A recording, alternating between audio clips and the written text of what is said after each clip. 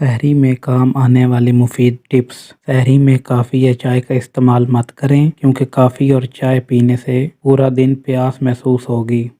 ज़्यादा कार्बोहाइड्रेट वाली ग़िज़ाएँ जैसे कि चावल या रोटी का इस्तेमाल करें क्योंकि ये ग़िज़ाएँ आराम से हज़म होती हैं और आपको देर तक एनर्जी फराहम करती हैं। दही का इस्तेमाल करें क्योंकि दही खाने से प्यास नहीं लगती और मीठी दही या नमकीन लस्सी का इस्तेमाल ना करें क्योंकि ये बदहज़मी का बाइस बनती हैं। सहरी में कम वक्त रह जाए तो जल्दी से दूध में खजूर को एक साथ इस्तेमाल कर लें। माहिरीन के मुताबिक जो लोग सहरी नहीं करते इनमें शदीद कमज़ोरी और सर दर्द के अंसर बहुत ज़्यादा पाया जाता है, इसीलिए सहरी ज़रूर करनी चाहिए।